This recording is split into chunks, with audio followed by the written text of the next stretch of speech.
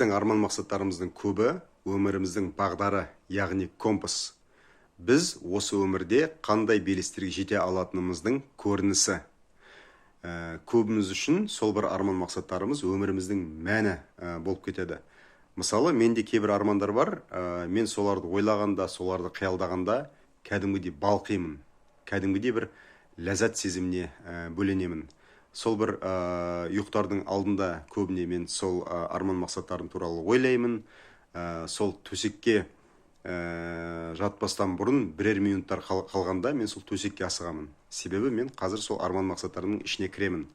Мен осы өзімнің осы өмірде жеткен бір белестерімді, сондай бір жақсы бір результаттарымды есіме түсіргенде және соларды саралағанда, солардың көбін мен кішкентай кезімде қиялдаған екенмін.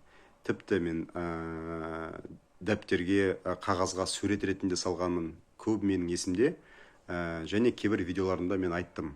Енді дәл қазіргі сәттегі, мысалы, үлкенді кішілі арман мақсаттарға қалай тез жетуге болады. Мына кванттық физика деген бар, яғни механикалық физика бар, жүру, қимылдау, сол бір өзіміздің қалағанымызда бір үлкен бір еңбек жасау арқылы табу.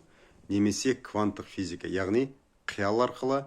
Бұл жерде әрине қимыл керек емес деп айтпаймын, бірақ сіз қиялыңызбен, яғни ойыңызбен жүрегіңізді біріктіріп, мысалы, сол бір көлікті армандайсыз, Porsche көлігін армандайсыз, қиялыңызда бар, жасыл түрі, мысалы, салоннан аласыз, сондай бір иісін сезесіз, және сол көлікті иеленгенде қандай бір сезімде боласыз, осы нәрсе. Және сол бағанағы қиялыңызға байланысты қимылдар жасау. Мысалы, сіз 200 мың теңге айына жалақы аласыз, сол 200 мың теңгеге сіз сол бір Porsche көлігін әзірге ала алмайсыз. Сіз ойлайсыз, ой, сондай бір қиялым, бір ерекше бір қиялым бар, Porsche көлігін алғым келеді, армандаймын. Соны елестегенде сондай бір сезімдерге бөленемін, бірақ мен 200 мың теңге аламын. Қайдан келеді? Сол қайдан келеді деген нәрсені ойламау керек. Керек десеңіз Porsche-ден келеді. Бұл кванттық физика, яғни ойлайсыз, жүрегіңізбен сезесіз, және сол жұмысыңызды істейсіз, бірақ сол жұмыста, мысалы, бір кәсіпті армандасаңыз, сол кәсіпке байланысты бір қимылдар жасаңыз. Қандай кәсіп жасайтыңызды білмесеңіз, ең болмаса бір интернеттен бірдеңені іздеңіз. Соның өзі түпсана үшін жұмыс болып есептеледі. Сосын кейбір сол қиялдарыңызды, армандарыңызды тез орындау үшін мынандай бір техникалар бар. Орысша айтады ғой, никогда не говори никогда деп, яғни ешқашан деп айтпа.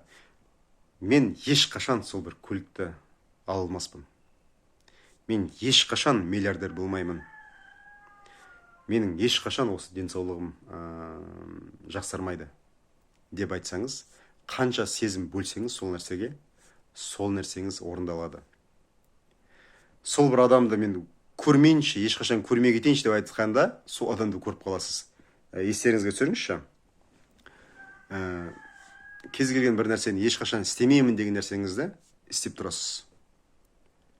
Бір 2-3 айдан кейін немесе бір аптадан кейін, ой, сол бір апта бұрын айтып едім, осы нәрсені ешқашан істемеспін, осы бір тортты ешқашан жемеспін деп, сіз қалай жеп отырғаныңызды, қалай сол нәрсені істеп отырғаныңызды білмей қаласыз. Сондықтан мен ешқашан миллиардер болмаспын деп бағанағы соған бір сезім бөлсеңіз, сіз міндетті түрде боласыз.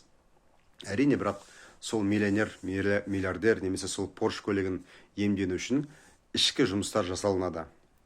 Қазіргі жасап отырған жұмысыңыздан сізді осы кеңістік қуып жіберуі мүмкін. Сол Құдайға сеніп, осы кеңістікке сенсеңіз, сізге міндетті түрде сол Porsche көлігіне лайықты басқа бір кәсіп немесе жұмыс күтіп тұрады. Бұл міндетті түрде. Менің өмірімде ол әрдайым солай. Және де мен сіздерден өзгеше емеспін, бәріміз біргеміз, бірдейміз. Бірақ әртүрлі бағдарламаларымыз бар өзіміздің өмірімізде.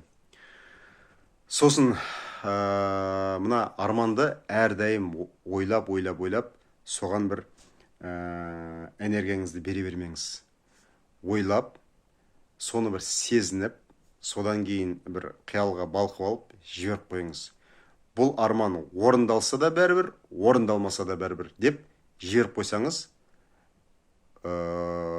сол арман, сол мақсат, сол бір ниет энергия болып түп санаңызға кіреді, және осы кеңістік осы бір қиялыңызды өте тез орындайды. Яғни отпустить желаемое. Қоштасуға дайын болыңыз. Яғни бұл арманым орындалмаса да мен бақыттымын, орындалса да мен бақыттымын. Менің бақытым осы бір арманыма, қиялыма тәуелді емес деген ниет айтасыз. Егер сіздің арманыңыз сізді жаулап алса, яғни сіздің бақытыңыз сол арманның орындалуына тәуелді болса, ол нағыз бақыт емес. Себебі сіздің бақытыңыз еш нәрсеге тәуелді болмау керек. Дәл осы отырған сәтіңізде сіз бақытты сезінуіңіз керек. Сіз туылғаныңыз үшін бақытты сезімін жүрегіңізде сезе білуіңіз керек.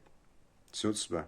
Ал сол Порш көлігі, немесе үй, вилла, саяхаттау, бұның барлығы қосымша бір бонустар бұл өмірдегі. Осы бір техникаларды орындап көруіңізге болады. Арман мақсаттарыңыз жеңіл орындалсын. Не ойлайсыз, немесе осындай бір сәттер сіздің өміріңізде өтті ме екен?